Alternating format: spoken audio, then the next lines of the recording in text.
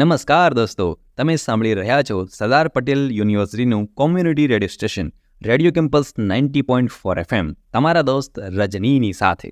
દોસ્તો, લઘુકથા. આજે તમને લઘુકથા સંભળાવવાની છે. લઘુકથાનું શીર્ષક છે સવારનું અજવાળું. તેના લેખક છે પ્રફુલ્લ રાવલ.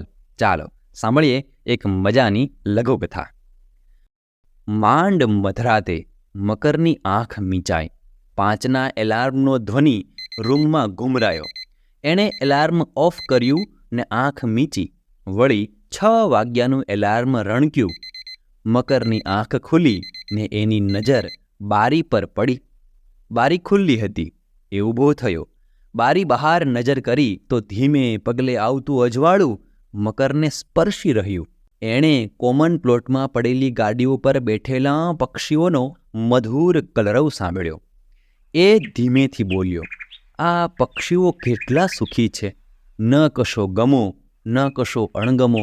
કોઈ નથી ઉદાસ, કોઈ નથી નિરાશ, કોઈ નથી મારી જેમ એકલું. બીજી પડે તેની નજર છેક છેલ્લી ગાડી પર બેઠેલા પક્ષી પર પડી. એ પક્ષીની નજર સામેના વૃક્ષની ઝૂલતી ડાળી પર સ્થિર હતી. એનું મૌન કલરવમાં ભીંસાતું હતું. મકર એને જોઈ રહ્યો. મકરને ઇનોમી યાદ આવી ગઈ. ત્યાં ડોરબેલ વાગ્યો. એણે બારણું ખોલ્યું. દૂધવાળો હતો. એ કિચનમાંથી તપેલી લઈ બારણે પહોંચ્યો. દૂધ દેતા દૂધવાળો પૂછતો હતો, હજુ મેમ નથી આવ્યા? કશો ઉત્તર આપ્યા વિના મકરે બારણું બંધ કર્યું. વળી બારીમાંથી જોવા લાગ્યો પેલા પક્ષીઓને. સાંભળતો રહ્યો એમનું ગાન. એણે નજર લંબાવીને પેલા પક્ષીને જોયું. ત્યાં તો એ ઉડ્યું. થોડી વારમાં તો એ દૂર થતું ગયું.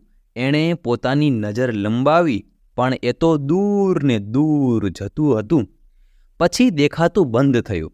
મકરનું સ્મરણ સળવળ્યું, વળી વલવલ્યું. મકરને સવારનું અજવાળું જાણે કાળો કામળો ઓઢતું લાગ્યું.